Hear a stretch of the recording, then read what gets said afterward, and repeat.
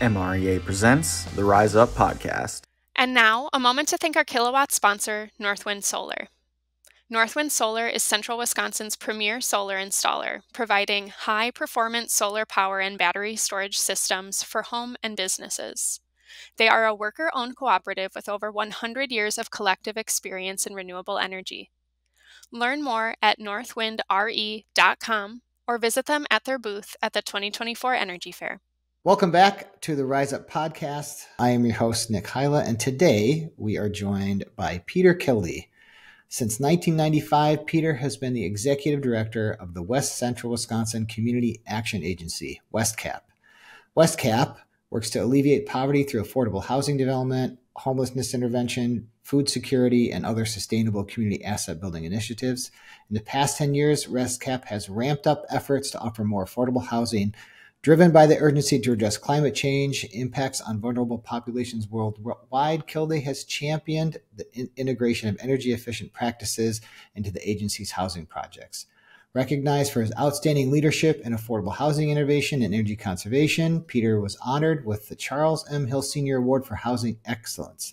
He's also served on many other boards, including the National Community Action Partnership Board, where now he co-chairs their climate working group partnership for climate resiliency. Is that how you say it, Peter? Close enough. Climate resilience, yes. Partnership for climate resilience. And you have served on and still serve on the Wisconsin Cap Association Board. You've been the board chair of Slipstream. You've served on the St. Croix Valley Foundation Board.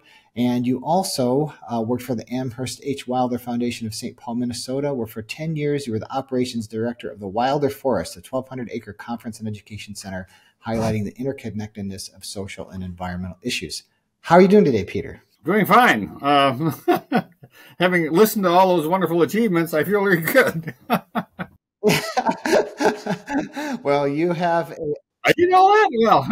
Yeah, you did. You have a long and storied career, and you are still going. And I'm really excited to talk with you and help you share some of your work more widely. So let's just jump right in. You know, you've obviously had a long and successful career, both in environmental and anti-poverty work.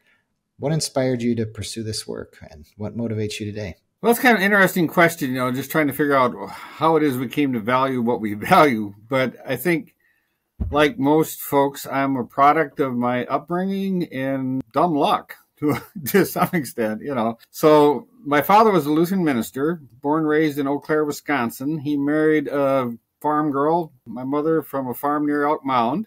And when they decided to start raising a family, and my father was serving little congregations out in the prairie, that their kids should spend the summer on their grandparents' farm. And at that point, he was primarily raising a young stock. He'd given the dairy operation to another kid. And so I spent my summers running around on this farm. He was also a beekeeper. And they were just wonderful summers. And, also an opportunity to learn all kinds of skills. I was driving a John Deere B tractor when I was 6 years old, And so this experience of interacting with the natural world, and frankly, at that time, they were all organic farms anyway. There weren't any chemicals that I recall at all from what we were doing at that point. So it was all very clean, fun, and wonderful stuff. And then when I became a freshman in high school, I started working for Bible camps in South Dakota. So first on the eastern part of the state, and then 3 summers at a camp in the Black Hills. So again, some really great experiences that combined, an interest in human service and well-being, and a lot of great experiences out in the natural world. When I went then to the Wilder Foundation for my first real job while still in college, I started working as a certified preschool teacher. And again, because of that camping background, also they were starting a day camp thing. And that's what I ultimately ended up being part of the planning group, development group, and ended up being 12 years as operations director of that facility. So all those things were kind of baked in, the connection of the natural world, the value of that, the close relationship with it, and the fact that these were always combined with human service of some kind, and human values. So then when my wife and I decided to start raising our kids, I had a shot at getting one of the other family farms that belonged to an uncle, came out to Wisconsin to sort of have some of that same kind of experience, expecting to commute back to the camp Turns out I landed in the little town of Glenwood City just about the time they were looking for a new executive director, and they did a nationwide search. I walked in from 3 blocks away and was exactly what they were looking for, And I've been here ever since. Still live on the little farm, all that kind of stuff. But, those are the kind of major drivers, just like I say, a combination of dumb luck and upbringing, and you value what you understand, experience, and fall in love with. We also homeschooled our kids, and part of our homeschooling is we love to go over for the MREA energy fairs. We went for years. The kids loved it, all those kid activities and everything. So, it's all kind of dovetails, I guess.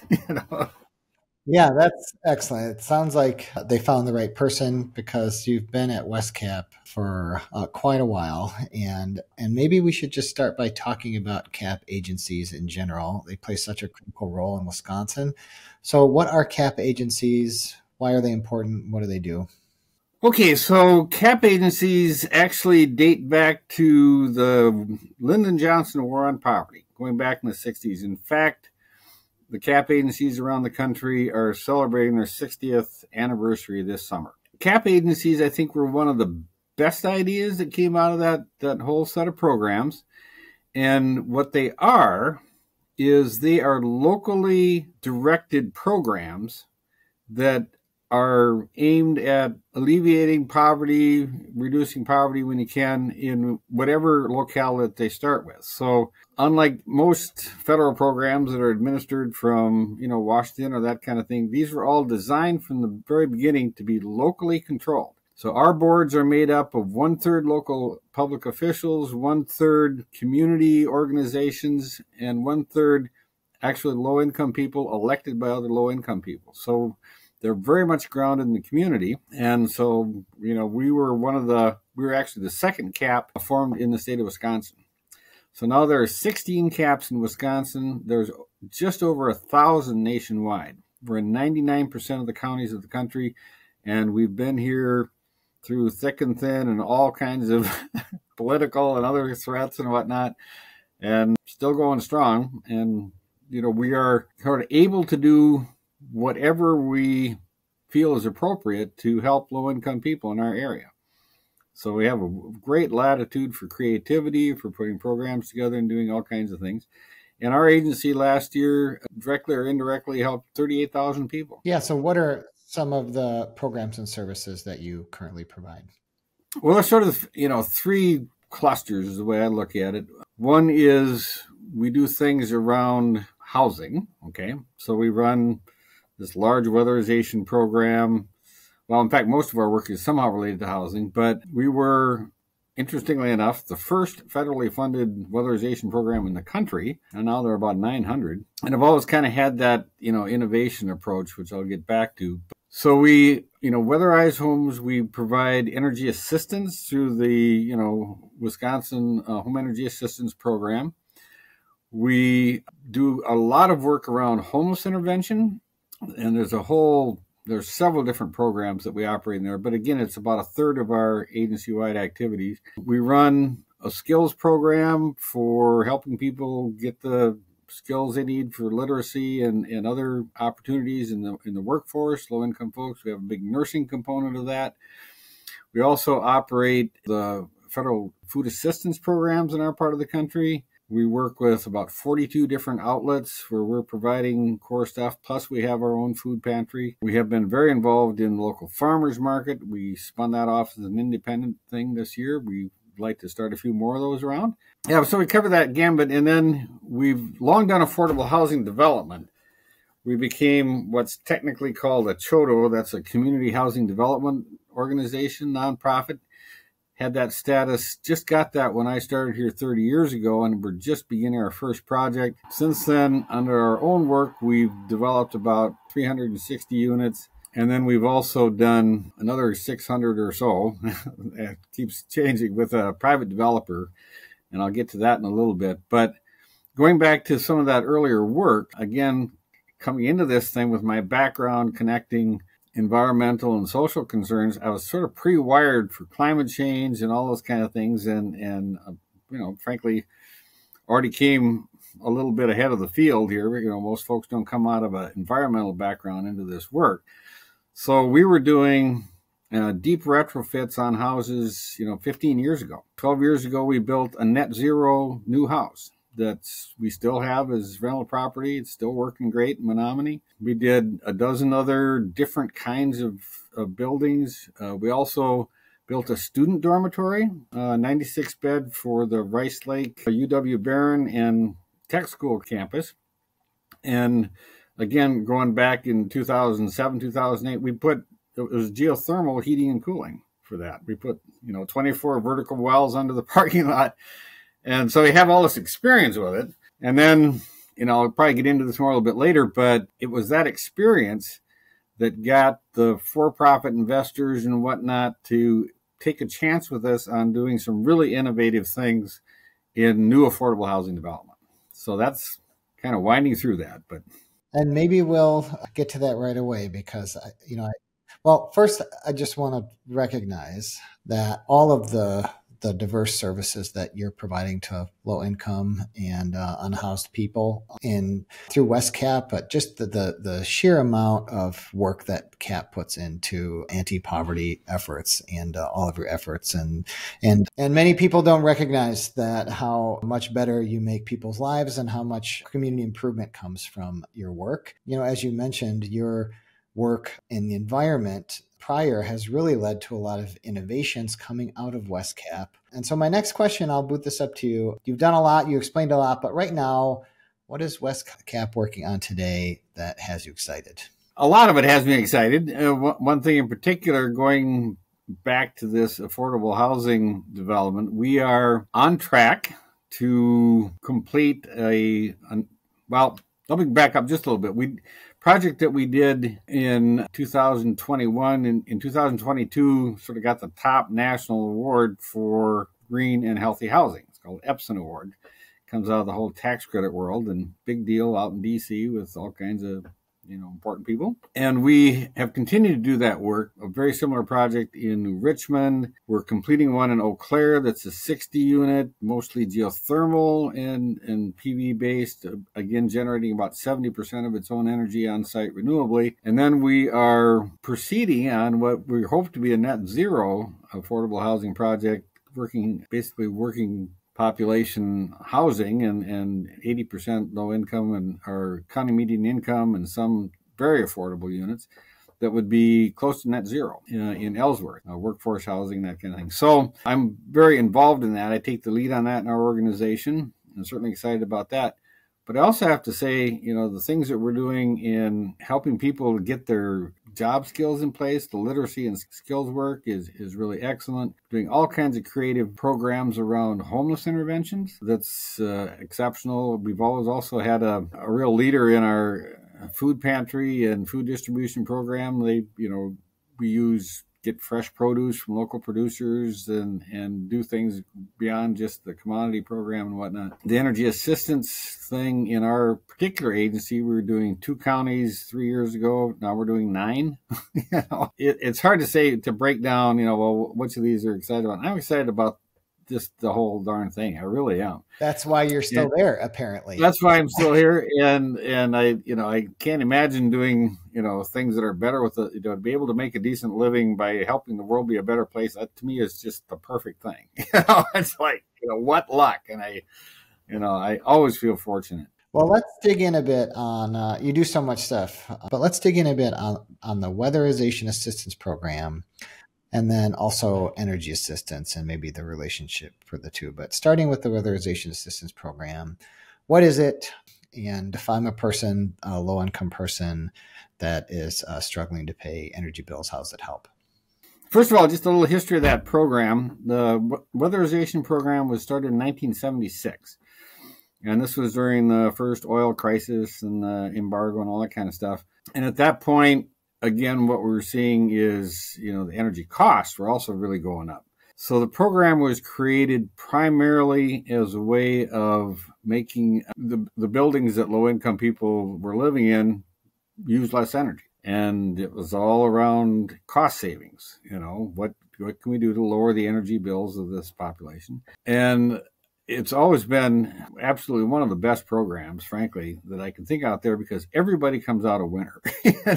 People that live there, we've been averaging, maybe a 30% reduction in, energy costs across the board. It varies a little bit. It also, we employ large weatherization staff workforce doing this good work that's part of economic development in our area, lowers, some of the risk from utility providers. They have less of that to carry. We also often combine this with energy assistance, which is a whole other program. But that experience being inside all of these houses, right, just gives us a great working knowledge of how the houses work, how they don't work, what the deficiencies are. There are issues with the program, as there are with many. One of the biggest ones is that if a house doesn't have certain needs met, like a good roof and whatnot, they've generally been deferred because you can't let your insulation get wet and all that kind of stuff. It's considered not ready.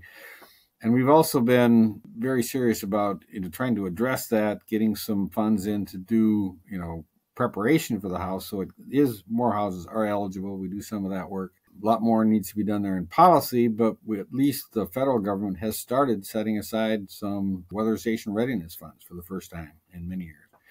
So we're also engaged in that level. I've been very involved in our national efforts to influence the program, through my service on that national board, also with our national lobbyist group. So we're able to, again, do that great thing, which is to take on the ground real experience. We know exactly how this stuff works, and translate that into policy work and improvement of the program nationally. So it does tend to be, fortunately, one of the more non-controversial programs in Congress. Has always had good bipartisan support, still does. Came through with a little bit of an increase, again, through all the big budget crunches that come out here and stuff. So very appreciative of the fact that it is also widely recognized for its contribution. Like, everybody comes out a winner. Everybody with this program, One of the challenges of the program is just that it's not enough funding to meet the need. Like, not only is there a deferred project list, right? But you always, at least in our CAP agency and others I've talked to, there's always a waiting list. And the Inflation Reduction Act increased some of the budget for the Weatherization Assistance Program. Do you know what that's going to look like for, like, West Cap? To be honest, I don't. My expectation is that there will be more funding, but I don't know the level, if it's going to meet the level of need that you have. Yeah, and I have to say it is a bit of a challenge these days, because we're all busy doing all kinds of things and trying to keep track of what comes out of the Inflation Reduction Act, what comes out of the Bipartisan Infrastructure Act, what comes out of the ARPA, and who's administering it, how do you get access to it, and everything. That could be a full-time job, just trying to track all that stuff. It is starting to settle out a little bit. I'm getting some more guidance on it, but I don't have a real good handle on let's put it, what I usually say is how we get our mitts on the money. That's... Yeah. Well, one of the things, though, one of the things we do know is now is a good time for a low to moderate income family to inquire about weatherization assistance. So maybe just walk us through the process of how this happens for a home. How does functionally the weatherization assistance program work? Well, first of all, the way it works in Wisconsin is if you apply for energy assistance, okay, through the Wisconsin, Energy Assistance, Home Energy Assistance Program, or WEAP, that makes you sort of automatically eligible for consideration in the weatherization program. So in terms of, applying for it or all that kind of stuff, we get the list. We know exactly who our area is, that larger population. Within that, then you look at, has that home been weatherized? And if it has been weatherized within the last, I think it's 10 years at this point, then we aren't able to go back until, during the life of the measures.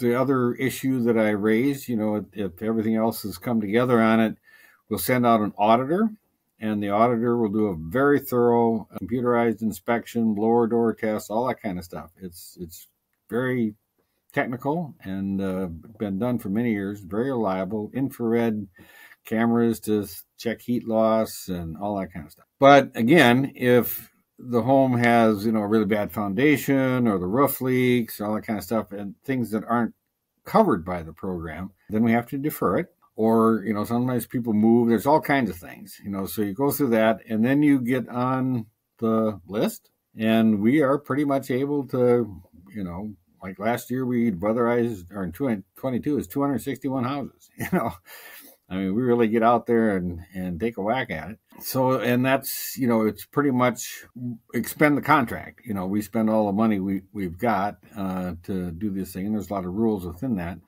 But at the end of the day, again, in our whole part of the country, 261 houses. How many houses do you think could benefit from weatherization? Well, 50 times that, right? I mean, it's just like, So I was a little bit frustration, but very pleased again with what we are able to do. Yeah, and with the weatherization assistance program, you're addressing this older housing stock, that needs it, and it also reduces low-income reliance on energy assistance, which that program just pays electricity bills, right? Just in lieu of the customer pays the utility to kind of avoid utility shutoffs. And how many people are served by that program in your area a year, and how does that program work? Well, energy assistance in our last year was close to 9,000 households. It's a big deal. It doesn't cover all the energy costs. They set an amount, and it's assistance. It doesn't, whatnot. We do have protections in this state and shut off during certain periods and everything, but it doesn't pay the whole bill. And the money does go directly to the utilities. Again, it's a very important program, provides a huge amount of assistance and whatnot, but it also has its limitations, right? It addresses the symptom to some extent, yeah, and, the problem is huge, with the way our economic system works. How far do you want to tackle that? But well, it's a good time to talk about this because in Wisconsin, we have a utility shutoff moratorium that actually ends in April. It just ended. And that means that now the utilities for people who can't pay, can shut off power, which is debilitating, as you can imagine, in modern life to a low-income family. And so the energy assistance and weatherization assistance program ostensibly are supposed to help with that. But like you said, poverty is a growing concern in the U.S., and these programs could use much more funding, of course. But you're not only addressing, the other challenge here is we're building new stuff. And the last thing we want to do is build new stuff that uses a lot of energy, is inefficient, and is uncomfortable to live in. And that has been, it seems to me, one of the things that has given you and WestCap and your partners some national recognition, which you've talked about. And so talk to us a little bit about your approach to affordable housing and this high energy efficient affordable housing. What have been some of the major successes, and what are the challenges? Well, this has been kind of an interesting process. We used to do all of our own housing development in-house, and that's a kind of a risky operation. So we did good projects. They all still exist. They're meeting their need and all that kind of stuff. But there was a period there where, things went south for a while, and I realized that it's way too much risk, to risk all the other programs that we operate, for that one service. So we stopped that about 12 years ago. And then 10 years ago, I got contacted by a private developer, and, basically worked out very quickly a relationship in terms of split for the developer fees, in terms of our cooperation, help, and assistance. We get a small part of that for sure, but also that they would take the risk, and found a partner who was very willing to do that. Good reputation, doing very, exceeding building codes already in energy efficiency. Anyway, did a couple of projects together, and then, frankly, I just, looking at the way things are unfolding in the world, I told them we got to do better. I said, no one else is doing this right. And, I think it is possible. And again, this goes back to what I was saying earlier. I don't know how much you know about the tax credit world. I don't want to get into that too far, but, for-profit companies can purchase tax credits. A certain amount are allocated to each state by the IRS, and realize the benefit of those credits over 10 years in projects that need another 5 years of compliance in order for that to work. But it's a really important funding source, and we were able to persuade an aggregator of these kind of funds that does this, nationwide, to essentially take a chance on a greater upfront investment in renewable energy and meeting its own energy supply needs, with the trade-off of, project stability and savings down the road. Okay. And again, because of our agency's experience with this stuff, going back 15 years ago, that we actually had worked with heat pumps for many years, we'd seen the benefits, we knew what we were talking about, they sort of took a chance with us. And developers, the Gerard Corporation, went way, beyond my experience. I thought I knew a lot about this stuff, but, in terms of technologies and all that, they completely got it. So we were able to do this project in River Falls, the 1300 project, designed to produce, initially 70% of its energy on site and a building inside an infill property in River Falls, right on the main street and all that kind of stuff. And the fact that worked, even and built through COVID and everything, it was a wild deal. But within, a couple of years, it was very obvious that, this whole thing made sense. And again, same old story. Everybody comes out a winner. The people that live there don't have energy bills. There's one energy meter for the entire building. That's paid by us as owners. They don't have any energy bills along with that. We've been able, in this very rapidly rising rent environment, to keep rents exactly the same for people that moved in there as they were 3 years ago. And the residents get that completely, So between that and the fact, again, serving as I was on the national board of the Community Action World, I was also very close to the national leadership in HHS, Office of Community Services, whatnot, that, supports CAP agencies. And knowing what we had done, they picked our agency to be their big Earth Day thing a year ago, and sent out this professional film crew. We did a couple days making a 4-minute video, about 1300 and everything. And that's almost kind of went viral. I mean, they did a fabulous job on it. And I still love that thing. So that sort of catapulted our visibility up there all over the country. And also because the project's working, we had a terrible solar year the year following. I'm sure you're aware of it, between, slush, ice, freezing all over the panels, all that kind of time. It wasn't so hot. This last year, we hit that 70% again, just completely. And we've learned a lot. We're doing things, again, replicating a big part of this so far in 3 projects that are very close to done. And then we've got 3 more that have been approved, most recently in just the last couple of weeks, a 38 unit that we'll be doing in Hudson. And again, that'll be, we're shooting for about that 70% on-site generation, and might even be able to improve that. So if you can prove with these developments, which you have, that it kind of de-risks the project, the upfront costs pay for themselves over time, and that these organizations that fund the projects are supportive, why wouldn't anybody else do it? Well, yeah, that's exactly right. And, part of when I talked to our private developer partner, and I like these guys a lot, I said, Paul, what we do in this project isn't going to make a hill of beans the difference in the climate issue. What we need to do is transform the industry. We have to do this in a way that everybody else is going to want to do it, and not rely on them doing it because they, love poor people and baby polar bears. It's going to have to be, it's going to have to work for them in every dimension. I'm very pleased to say that we've made some progress in that area. The scoring in this state around, who gets these tax credit funds, and it's highly competitive. If you don't get those, it's very hard to do this stuff. They're shifting that, to allow more point value to renewable energy systems and energy conservation. I was at the conference where they announced that change, and on the slide where they announced it, it was a picture of the roof of 1300. So that was the moment I knew we had scored. I was like, yes. Move the needle. We actually moved the needle. And that's, so yeah, you were asking before what I get excited about. You're watching excitement right here. That's.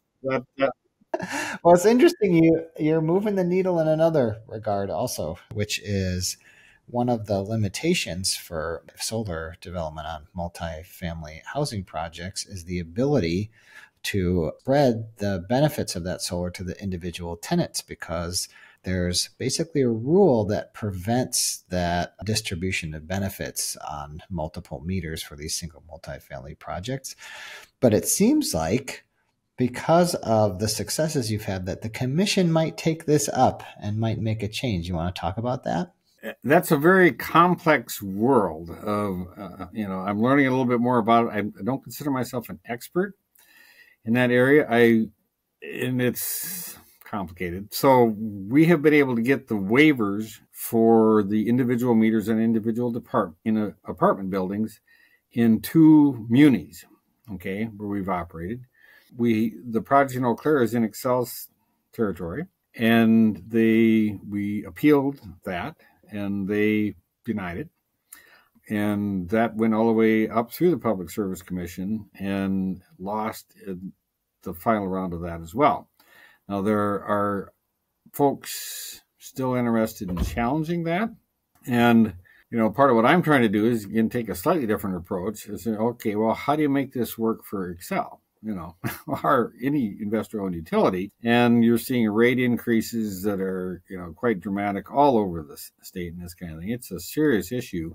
But some of the things coming down the pike in terms of the known phenomenal expansion of energy requirements from AI, things that are popping up all over the place, these folks are going to be struggling anyway for all kinds of reasons, while also trying to meet climate targets and commitments and other requirements. So they're also in a very tough spot. And I want to be very sympathetic to that. Yeah, the challenge, of course, is, and the importance of your work is that, we exist in this energy system that has some perverse incentives, right? The investor-owned utility, their investors are paid to build things. They get paid from capital expenditures. They build something, their investors make a protected rate of return. But the way that gets paid back is through electricity rates. And so the incentive for the utility isn't towards efficiency.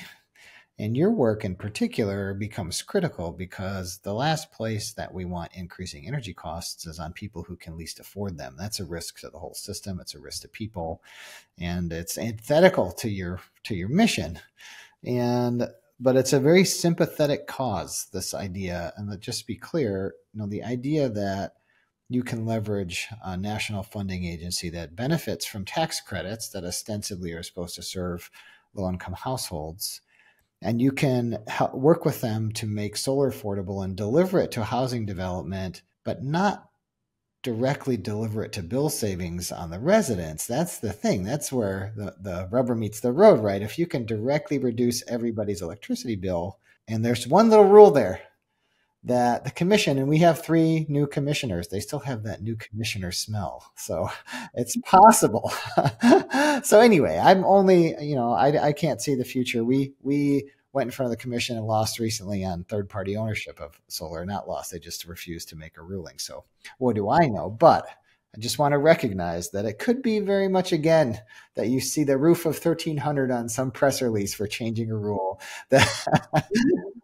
Well, and let me be clear, even if you have the meter, you can still greatly reduce the energy burden beyond, that they're holding anyway.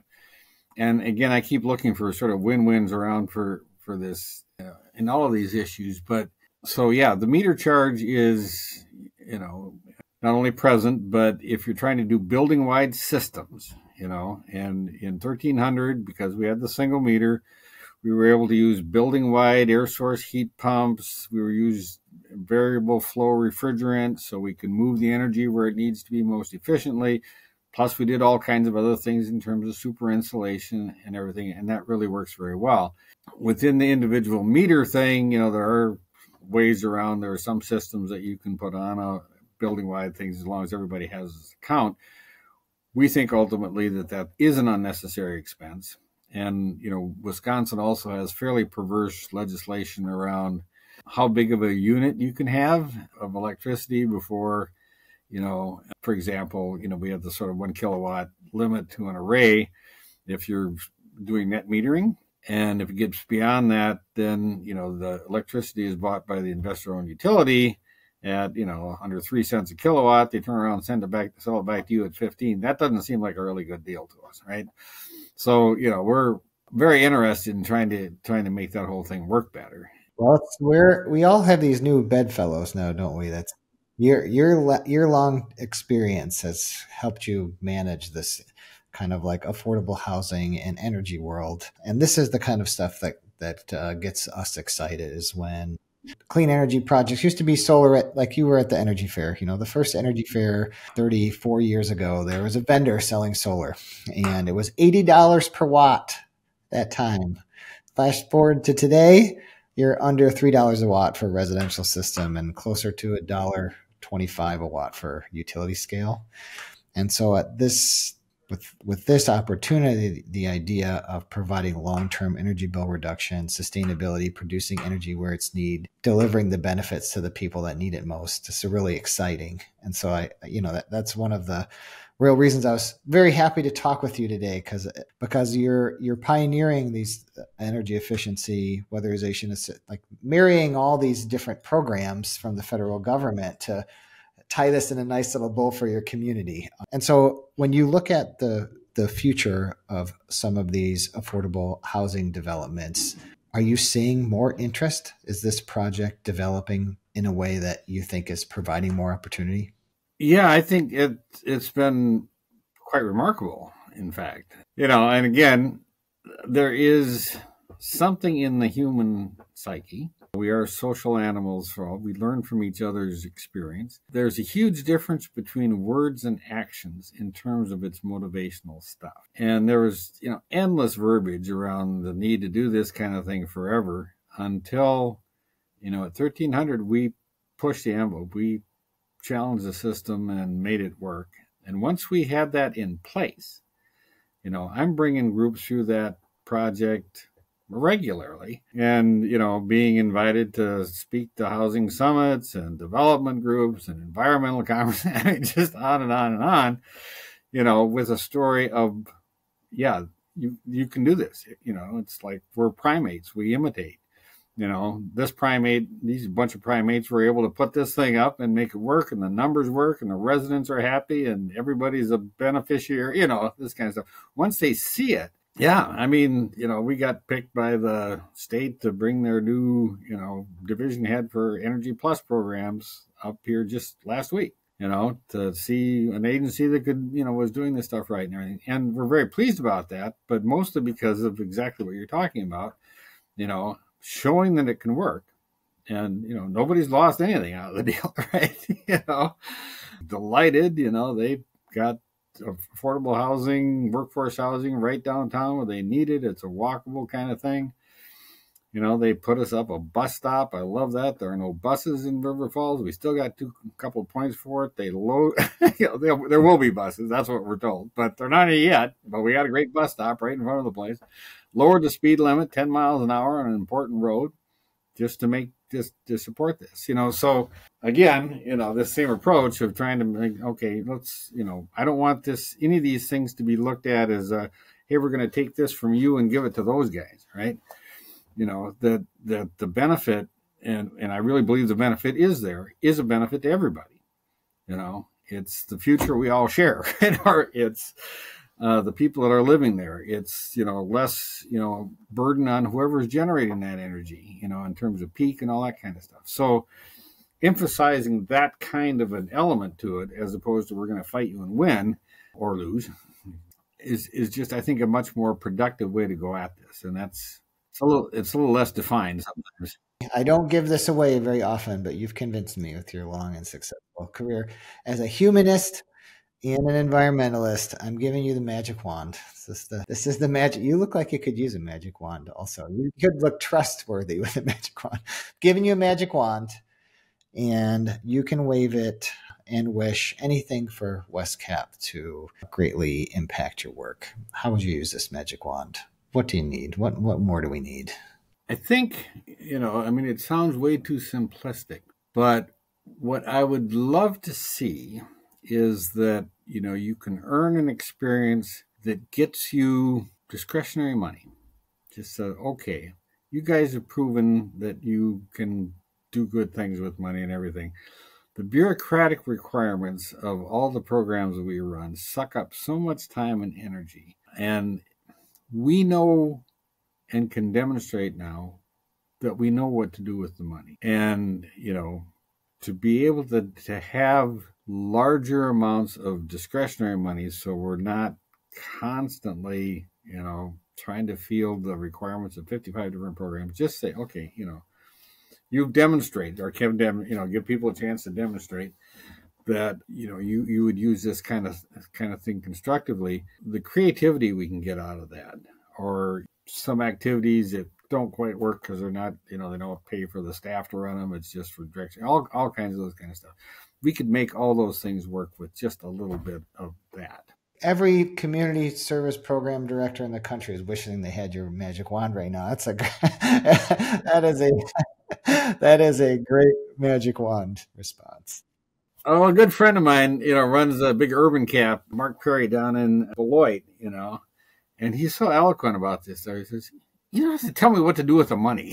I know exactly what to do with the money. I know more about what to do with the money in Beloit than any other human on the planet, he says. He's right. He and I are actually talking about trying to do a workshop at the national conference this year, which I'm calling City Mouse and Country Mouse Start Adapting to Climate Change. So he's, urban from the get-go his whole life, in that kind of setting. They're doing great stuff down there. And, I'm a farm kid, right? And the way we can work together in a relationship on these things, I think could be really exciting. So we'll see if that happens. But well, good. I might travel out to see that one. One last question for you. I interact with a lot of young people. I teach a course over at the local college on energy policy. So college kids, we got a group of high school kids here today. And what I see in the younger generation is just generally, I guess generally too, and they're impacted by it, is some pessimism and some negativity. And so I want to ask you, after having such a long career and still being passionate about your job and still doing good stuff, what advice would you give to young people to get them more motivated and excited? I'll come at that in a slightly different angle. I give some presentations around and have a few times, and the framing I use is the best of all possible futures. It's not a doomer message, but it's also built around the fact that almost everything that has given humans meaning and purpose and value in their lives over our 300,000 years on the planet have been activities that don't require burning fossil fuels, that don't require causing climate change, that aren't piling up more cheap crap and calling this a better life. You know what I'm saying? That, it's relationship to other humans, to family, to place, a sense of agency in your interactions with those places, all that kind of stuff. So much of what's gone on in the environmental community, which I think is a failure, and in so many other parts of this is, all the things you have to give up and all you have to, because of, what's going on with climate or because of this kind of thing. And the pessimism is around all, these things we're going to lose, or all that kind of stuff. At least that's a part of it. But to turn that around and say, there are different ways of thinking about and behaving on the planet. Let's look a little bit more to, the people that were living here when the first boats came over from Europe, who would happen to be around here relatively happily for 10,000 years without screwing the place up, or 20,000, So, and some of those orientations towards how to exist on the planet are extremely meaningful and rich and important.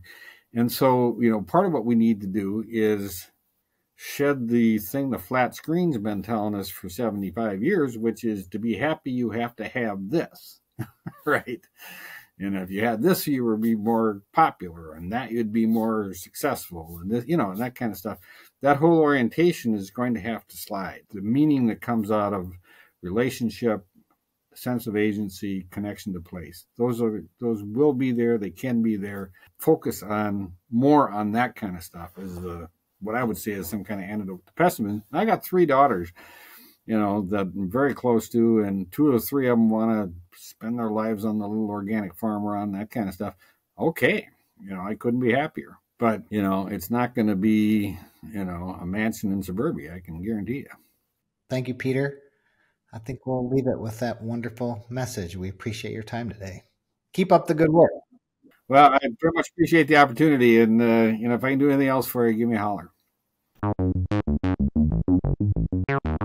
The Rise Up Podcast, Season 5, Episode 3, West Cap Weatherization Assistance Program in Wisconsin. Special thanks to our guest, Peter Kilde, hosted by Nick Hyla and produced by Kyle Galloway. Made possible with support from the Sally Mead Hands Foundation.